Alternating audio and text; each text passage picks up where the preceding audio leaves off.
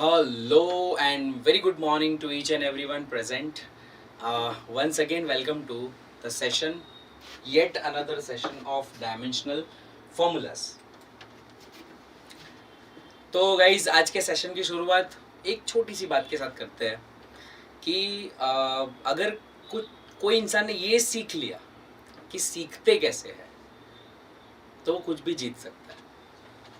मतलब अगर आपने प्रोसेस सीख ली, प्रोसेस समझ ली कि एक्सेल कैसे करना है, तो आप कुछ भी कर सकते हो. मतलब अगर आपको पढ़ना आ गया कि पढ़ना कैसे है तो आप कुछ भी कर सकते हो. तो उसका पहला स्टेप होता है कॉन्सेप्ट को समझो, विजुअलाइज करो, पॉइंट्स बना लो मेमोरी बेस्ड, वापस रिपीट करो, खुद से लिखो, एप्लीकेशन चेक करो, बहुत सारे एप्लीकेशन चेक करो, मतलब एमसीक्यू सॉल्व करो. तो वैसे किसी कॉन्सेप्ट को हर एंगल से आप देख लोगे तो उसको अच्छे से समझ जाओगे. तो अगर प्रोसेस पता है आपको कि ऐसे जाया जाता है, ऐसे प्रोसेस की जाती है, ऐसे समझा जाता है चीज़ों को, तो आप कुछ भी कर सकते हो, राइट. तो इसी के साथ शुरू करते हैं अपना नेक्स्ट फिजिकल क्वांटिटी गाइज. तो has not subscribe our channel yet, right now आप सब्सक्राइब कर लो. Phoenix institute and Mukesh Ladwani's Phoenix. Angular displacement is our next unit जिसके साथ हम लोग आज स्टार्ट करने वाले हैं. तो guys what exactly is angular displacement. तो डिस्प्लेसमेंट क्या होता है? Displacement if you are going from a point A to B, then this is called displacement. Or to be very precise, this is called linear displacement. मतलब आप आगे की ओर जा रहे हो, आगे की तरफ जा रहे हो. So this is called a linear displacement. लेकिन guys, अगर आप किसी सर्कल में मूव कर रहे हो और किसी एक जगह पर पहुंच रहे हो, है ना, तो वो आपका हो गया एंगुलर डिस्प्लेसमेंट. फॉर एग्जाम्पल आपने यहाँ से शुरू किया, मान लो आपने यहाँ से शुरू किया और आप यहाँ पर पहुँचे, तो आपने कुछ थीटा यहाँ पर सब्सटेंड किया, ठीक है. तो आप ये कह सकते हैं कि हम लोग ने यहाँ से चलकर यहाँ पर आए. सो ये आपने जो एंगल बनाया, this is called angular displacement, ठीक है. This is called angular displacement. अब एंगुलर डिस्प्लेसमेंट को थीटा से इंडिकेट किया जाता है. एंगुलर डिस्प्लेसमेंट को किससे इंडिकेट किया जाता है? थीटा से इंडिकेट किया जाता है. ये प्लेन एंगल जैसा ही होता है guys, it's same as plane angle. तो plane angle theta equal to क्या था? आर्क अपॉन रेडियस, है ना. तो यहाँ पर लेंथ अपॉन लेंथ हो गया, तो लेंथ सारी कैंसिल हो जाएगी, है ना. तो इसका डायमेंशन क्या हो जाएगा? m0, l0, t0. तो गाइस ये कैसी क्वांटिटी है? It's a dimensionless quantity. कैसी क्वांटिटी है? It's a dimensionless quantity, but it still have unit. It has unit, जिसे हम क्या कहते हैं? रेडियन. जिसे हम कहते हैं गाइस रेडियन. तो क्या ऐसी क्वांटिटी पॉसिबल है कि जो डायमेंशनलेस हो लेकिन स्टिल उसकी यूनिट हो? तो यस, इट इज पॉसिबल. कौन है? Plane angle. जैसा मैंने आपको इससे पहले कहा था कि if a quantity is unitless, it has to be dimensionless. But if the quantity is dimensionless, it is not necessary that it should be unitless. उसकी यूनिट हो सकती है, राइट. तो जैसे यहाँ पे रेडियन यूनिट है, तो इट इज पॉसिबल कि इसकी यूनिट कुछ ना कुछ होगी. नेक्स्ट है guys angular velocity. So what exactly is angular velocity? तो if your distance is changing, angular displacement is changing with respect to time. Means अब ये यहाँ पे था,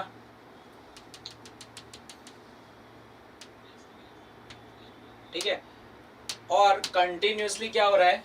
कंटिन्यूसली इसका ये गोल गोल घूम रहा है, ठीक है, जैसे गोल गोल घूम रहा है. तो हो क्या रहा है गाइस? यहाँ से इसका एंगल कुछ चेंज हो रहा है कंटिन्यूसली, तो कंटिन्यूसली गाइज इसका एंगल चेंज हो रहा है, मतलब it's angle is changing continuously, this angle is increasing continuously, यहाँ से यहाँ पे जाएगा, यहाँ से यहाँ पे जाएगा, means the angle is increasing continuously.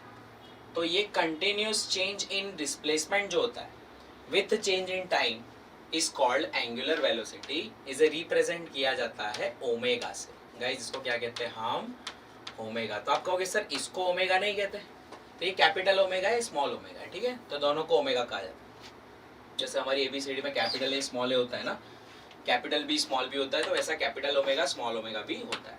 तो जैसे फैन वैन वगैरह गोल गोल घूमते हैं तो उनकी कुछ एंगुलर वेलोसिटी होती है। हर रोटेशनल मोशन करने वाली ऑब्जेक्ट की क्या होती है गाइस? एंगुलर वेलोसिटी होती है। तो angular velocity is nothing but change in displacement with angular displacement with change in time. तो यहाँ पर ओमेगा का फॉर्मूला हम क्या देंगे? तो omega is nothing but delta theta upon delta T. तो गाइज इसका यूनिट क्या आएगा? तो इसका यूनिट होगा आपका रेडियन पर सेकेंड, रेडियन पर सेकेंड। तो हम इसको ऐसे कह सकते हैं कि रेडियन सेकेंड इनवर्स, तो इट इज रेडियन पर सेकेंड, ठीक है। एंड इसके बाद हम लोग देखेंगे कि इसका डायमेंशनल फॉर्मूला क्या होगा। तो गाइज इसका डायमेंशनल फॉर्मूला होगा रेडियन पर सेकेंड, मतलब रेडियन बोले तो m0 l0 t0, सेकेंड बोले तो t1। तो आप इसका टोटल मारोगे तो आपको मिलेगा m0 l0 t -1, तो m0 l0 t -1। तो this is the dimensional formula, fine. Next is guys angular acceleration alpha. Angular acceleration इसे कहा जाता है अल्फा। गाइस एक्सीलरेशन क्या होता है? एक्सीलरेशन मतलब किसी चीज की स्पीड टाइम के साथ चेंज होना। जैसे हम लोग एक्सीलरेट करते हैं तो क्या करते हैं? स्पीड चेंज होती है। वैसे ही गाइस एंगुलर एक्सीलरेशन क्या होता है कि अगर किसी चीज की कंटिन्यूस, सर कुछ यहाँ पे एरर आ रही है क्या? वार्निंग नहीं चल रहा है, वो सही है, तो लाइव काउंट नहीं दिखा, चेक कर लेना। ओके, तो यहाँ पर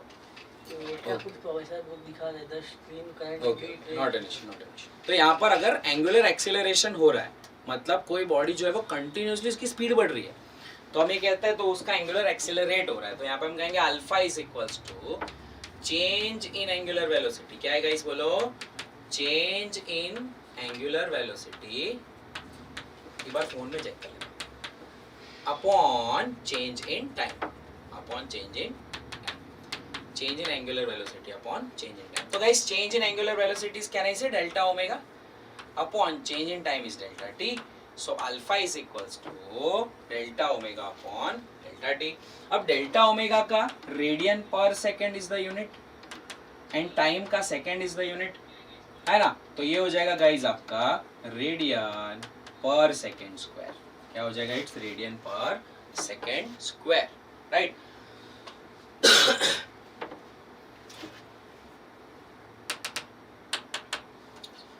तो गाइज रेडियन पर सेकेंड स्क्वायर तो यूनिट आ गया, ये क्या आ गया आपका? यूनिट आ गया। लेकिन हमें क्या चाहिए? हमें तो डायमेंशनल फॉर्मूला चाहिए। तो सर डायमेंशनल फॉर्मूला कैसे मिलेगा?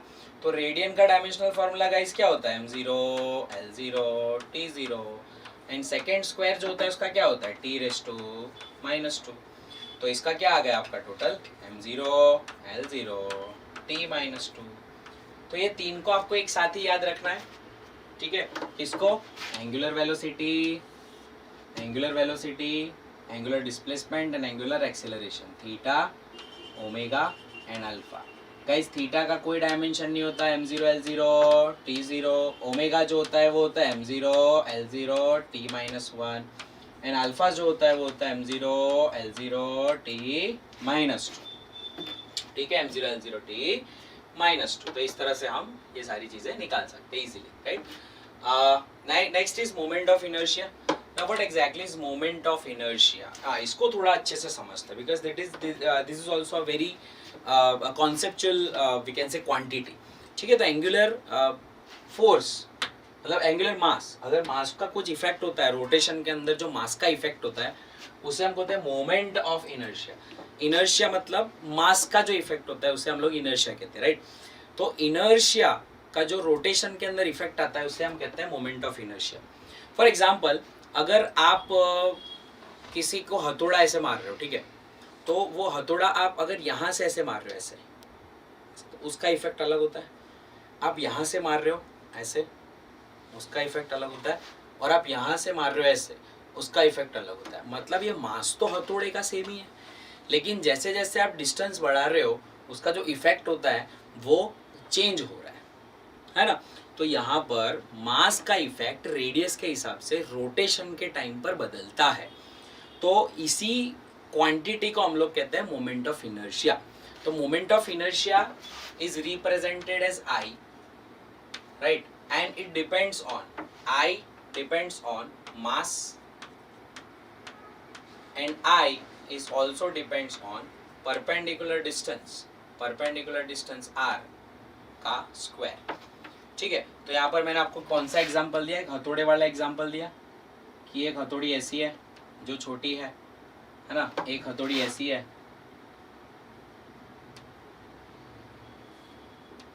जो थोड़ी मीडियम लेंथ की है, और एक हथौड़ी ऐसी है जो सबसे बड़ी लेंथ की है। तो मोमेंट ऑफ इनर्शिया किसका ज़्यादा होगा, इसका ज़्यादा होगा, ठीक है। बिकॉज यहाँ पर ये जो आर है वो इसका तो मीडियम है, इसका सबसे ज़्यादा है, एंड इसका जो है वो सबसे कम है, फाइन।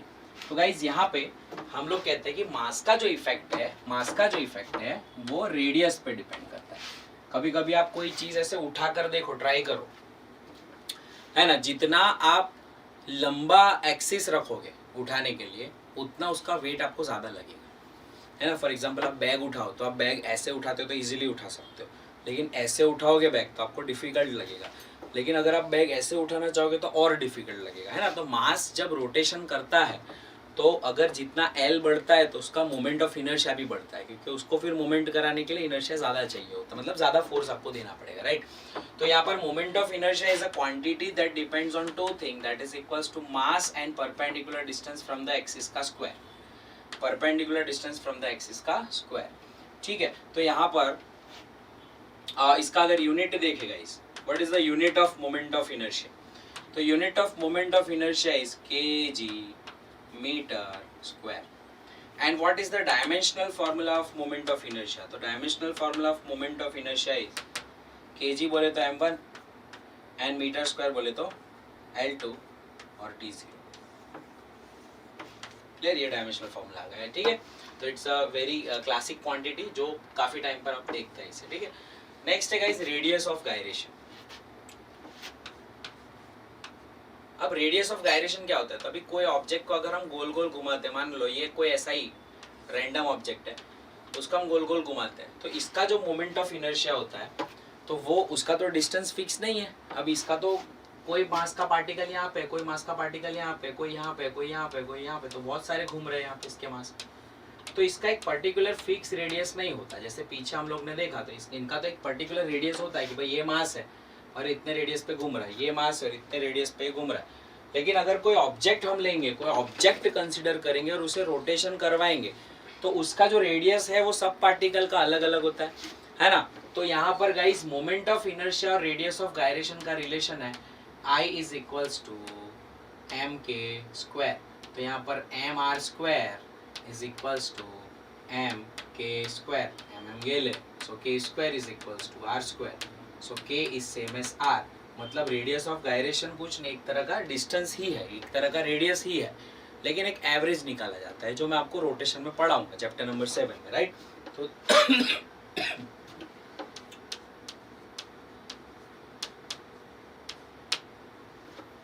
तो it's a kind of length, ये क्या एक तरीके की लेंथ है गाइस, फाइन।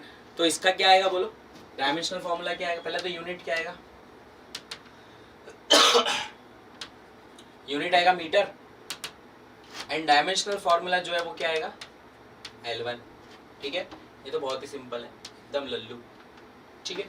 नेक्स्ट आते हैं गाइस हम लोग एंगुलर मोमेंटम पे।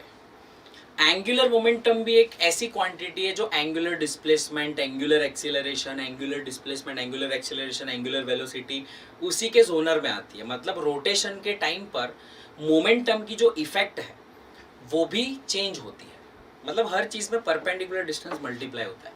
तो angular momentum L is nothing but R cross P, ऐसा R into P, r into mv, ठीक है, तो momentum multiplied by distance, so this is your linear momentum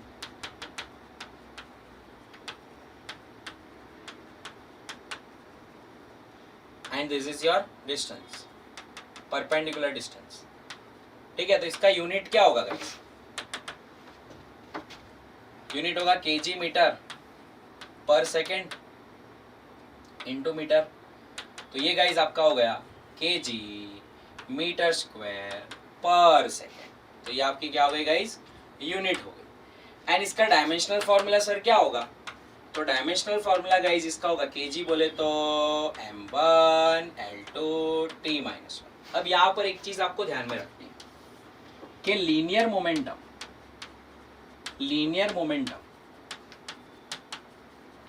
and angular momentum, linear momentum and angular momentum,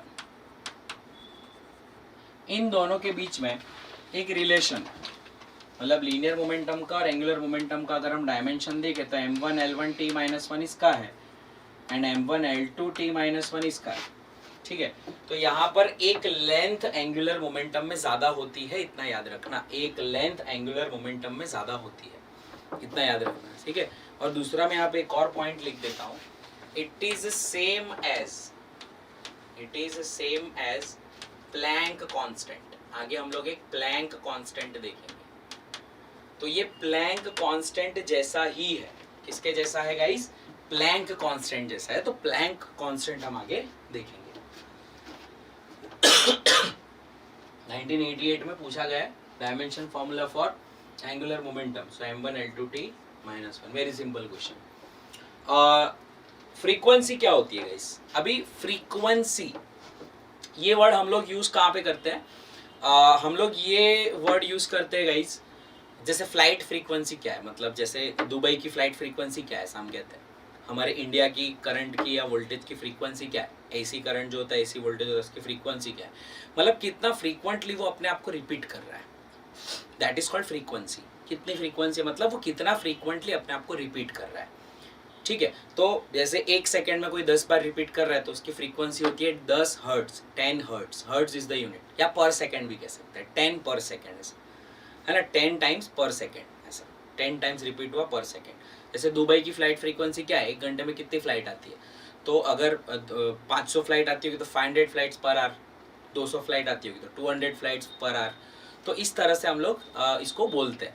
तो यहाँ पर time जो होता है उससे डिवाइड किया जाए, अगर किसी नंबर ऑफ क्वांटिटीज को टाइम से डिवाइड किया जाए, number of quantities per unit time, number of quantities और नंबर ऑफ ऑसिलेशंस और number of we can say oscillations, periodic motions के अंदर हम लोग कह सकते हैं कि रोटेशंस, रिवॉल्यूशंस, ऑसिलेशंस, ठीक है, वाइब्रेशंस, वेव्स, ठीक है। तो ये सारी चीज़ें, number of oscillations, vibrations, rotations, revolutions,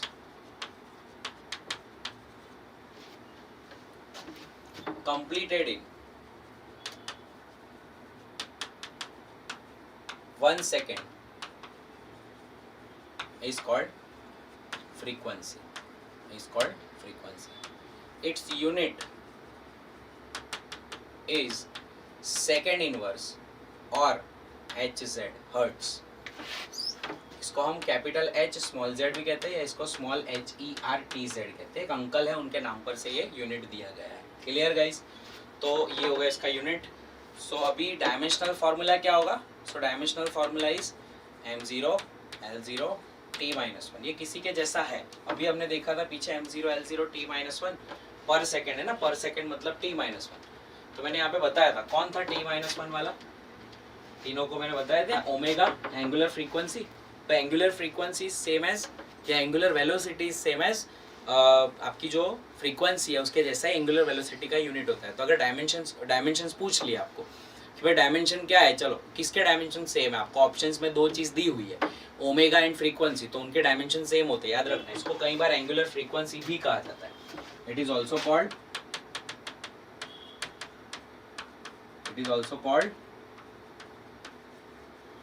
angular frequency, ठीक है, यूनिट इसकी फ्रीक्वेंसी के जैसी है। ओके गाइस, तो यूनिट की बात कर ली, डायमेंशनल फार्मूला की बात कर ली। नेक्स्ट आते गाइस प्लैंक्स कांस्टेंट पे आते हैं। सो प्लैंक्स कांस्टेंट क्या है? तो Planck's constant is a natural constant. पहले तो समझ लो ये क्या है guys, it's a natural constant. जैसे स्पीड ऑफ लाइट है, वो मैंने आपने फिक्स नहीं किए, वो ऊपर वाले ने फिक्स किए, नेचर ने फिक्स किए कि भाई लाइट इसी स्पीड से जाता है। तो ऊपर वाले की फिक्स की गई हुई जो चीज़ होती है ना, उसे हम या आप चेंज नहीं कर सकते। तो गाइज हम उसको क्या कहते हैं? Natural constant. ग्रेविटेशनल कांस्टेंट क्या है? It's a natural constant. आप कुछ भी कर लो। पाई क्या है? पाई 3.14, इट्स अ नेचुरल कांस्टेंट। तो यहाँ पर नेचर के कुछ कांस्टेंट्स है जो हम फिजिक्स में पढ़ेंगे, और वो कहीं ना कहीं पे प्रोपोर्शनलिटी के अंदर आते रहते हैं, और वो उनका किसी कांस्टेंट्स का यूनिट होता है, किसी कांस्टेंट का यूनिट नहीं होता है। फॉर एग्जांपल परमिटिविटी का, स्पीड ऑफ लाइट का, प्लैंक्स कांस्टेंट के यूनिट्स है, डायमेंशन भी है, लेकिन पाई जो है उसका कोई डायमेंशन नहीं है। तो ऐसा ज़रूरी नहीं है कि all the natural constants must have unit, it's not necessary. Like तो ऐसे क्वेश्चंस भी आपको कहीं ना कहीं कॉन्सेप्चुअल बेस आ सकते हैं। तो प्लैंक्स कांस्टेंट कहाँ से आता है? तो गाइस एक अंकल थे जिनका नाम था bore, Niels Bohr. Niels Bohr ने एटॉमिक स्ट्रक्चर, आप जब पढ़ोगे केमिस्ट्री में तो आप ये चीज़ पढ़ोगे कि इलेक्ट्रॉन जो होता है वो सिर्फ ऐसी ऑर्बिट में ही एग्जिस्ट करता है जहाँ पर उसका एंगुलर मोमेंटम, जहाँ पर उसका क्या angular momentum must be equal to multiple of h/2π। मतलब it should be a multiple of h/2π, n times h/2π, where n can be anything, n equal to 1, n equal to 2, n equal to 3, n कुछ भी हो सकता है, ठीक है। तो n times h/2π, nh/2π होता है। तो गाइस जो एंगुलर मोमेंटम है उसका तो हमें फॉर्मूला पता ही है L, तो L is equals to nh/2π। तो हम एक काम करते हैं, जो h है guys, h that is called Planck's constant, ठीक है। तो यहाँ पर हम क्या करेंगे, h को अगर सब्जेक्ट बना देते हैं तो 2πL/n हो गया। और आप देखो ये सारी चीज़ें कांस्टेंट है, ठीक है। तो h की यूनिट जो है वो सिमिलर टू किसके जैसी है? एंगुलर मोमेंटम, जो मैंने आपको पीछे भी लिखवाया था एंगुलर मोमेंटम के केस में कि angular momentum is same as what? Planck's constant. तो Planck's constant is same as what? Angular momentum. और एंगुलर मोमेंटम का डायमेंशनल फार्मूला क्या होता है? m1l2t-1, ठीक है। इसका यूनिट क्या होगा? kg metre square second raise to -1। Clear guys? तो this is the next quantity which we have. And इसके बाद आता है guys gas constant. Now what exactly is gas constant? तो जो भी गाइस आइडियल गैसेस होते हैं, जो भी आइडियल गैसेस होते हैं, नॉर्मल गैसेस, कोई भी गैसेस होते हैं, तो वो एक गैस का फॉर्मूला फॉलो करते हैं। हर गैस के लिए 3-4 क्वांटिटीज जो है वो बहुत इंपॉर्टेंट होती है। One is it's pressure, another is its volume, and the last one is its temperature.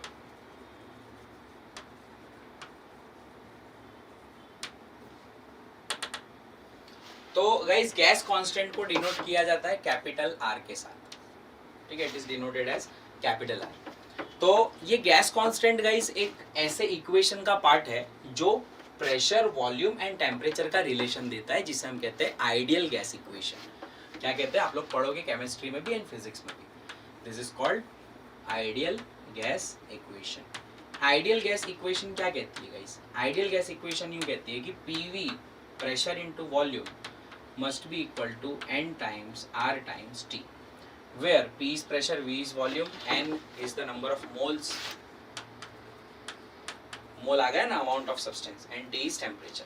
तो अगर हम गाइस यहाँ पे R को सब्जेक्ट बनाते हैं तो PV बाई NT आपका इक्वेशन आ जाएगा। And pressure into volume is same as energy. तो मैं आपको बता दूं कि प्रेशर इनटू वॉल्यूम किसके जैसा होता है? एनर्जी। ये सब याद रखना, साइड पे लिखने वाली चीजें जो होती है वो शॉर्टकट होती है, आपको कहीं पे काम लगेगी, कहीं ना कहीं काम लग जाएगी आपको। तो pressure into volume are same as what? It is same as energy, क्योंकि प्रेशर जो होता है वो क्या होता है? m1l-1t-2, एंड वॉल्यूम जो होता है वो क्या होता है? L3। तो ये हो जाएगा आपका m1l2t-2 and which is same as work done और एनर्जी। Clear guys? तो ये हो गया आपका m1 L2T-2 divided by mole का MOL ले लेते हैं (1) एंड टेम्परेचर का हम लोग (θ) भी ले सकते हैं, K) भी ले सकते हैं, जो भी आपको लेना आप दोनों में से कोई भी यूज कर सकते हो। काफी रेफरेंस बुक में दोनों यूज किए होते हैं, ठीक है। तो यहाँ पर हम लोग यूज करेंगे, इसका फाइनल फॉर्मूला हमारे पास आएगा m1 L2T-2 mole inverse and θ inverse. अब इसमें क्या होता है कि गैस कांस्टेंट की अगर आप केमिस्ट्री में देखोगे तो बहुत सारी अलग अलग यूनिट्स होती है, क्योंकि मोल का कैलकुलेशन किया जाता है, मोल कॉन्सेप्ट में आप पढ़ ही रहे होंगे, तो मोल का कैलकुलेशन किया जाता है तो मोल को काफ़ी अलग अलग फॉर्मेट्स में लिखा जाता है ना। जैसे मोल की बात करें तो मोल अगर नंबर मुझे निकालना है मोल का, तो क्या होता है वो, तो गाइस वो होता है कि मास बाय मॉलिक्यूलर मास, तो दोनों मास ही है ना। तो यहाँ पर वो कैंसिल आउट कर लेते हैं, काफ़ी टाइम क्या करते हैं इसको यहाँ पर मोल लिखते ही नहीं है, तो ये यूनिट या तो ऐसे लिखा जाता है या सेकेंडरी यूनिट में इसको ऐसे लिखा जाता है कि m1 L2T-2 θ⁻⁻1। याद रखना both are correct, but there are different units, दोनों करेक्ट है, मोल वाला भी करेक्ट है, मोल बिना वाला भी करेक्ट है, आप दोनों को लिख सकते हो। लेकिन याद रखना ऑप्शन में दोनों नहीं होंगे, कोई एक ही होगा। तो आपको जब सिलेक्शन आए और आप मोल ना देखो तो घबरा मत जाना, बिना मोल वाला यूनिट भी आप टिक कर सकते हो, not an issue, right. Next आता है गाइस बोल्ट्जमैन कांस्टेंट। अब ये एक अंकल थे जिनके नाम से ये कांस्टेंट दिया गया है। जो स्पीड ऑफ एयर मॉलिक्यूल्स होते हैं, जो गाइस हमारे पास एयर मॉलिक्यूल्स होते हैं, उनकी कुछ ना कुछ स्पीड होती है, कुछ ना कुछ एनर्जी होती है, और उस एनर्जी के हिसाब, उस एनर्जी का अगर मैं आपको फॉर्मूला बोलूं तो एनर्जी ऑफ गैस मॉलिक्यूल्स या energy of atmospheric molecules, so energy of molecules or air molecules, energy of air molecules is equals to 3/2 kb into T, Boltzmann constant into temperature. तो E equal to क्या होता है 3/2 kBT। तो Boltzmann constant जो kb है वो कितना हो जाएगा यहाँ पे 2/3 E/T। इससे kb को गाइस बोल्ट्जमैन कांस्टेंट कहते हैं, kb को हम लोग क्या कहते हैं बोल्ट्जमैन कांस्टेंट। तो ये बोल्ट्जमैन एक रिलेशन आया हुआ है, जो टेम्परेचर बोल्ट्जमैन कांस्टेंट से मल्टीप्लाई करते 3/2 को, वैसे f/2 kBT है, बट वो आगे हम लोग उसको डिटेल में पढ़ेंगे। वो f जो डिग्रीज ऑफ फ्रीडम कहा जाता है उसे, जिसकी कुछ वैल्यूज चेंज होती रहती है 3, 5, 7 ऐसी, डिपेंड ऑन द मॉलिक्यूल कौन से स्टेट में, बट उसका टेंशन लेना नहीं, पूरा कांस्टेंट है, उड़ जाएगा।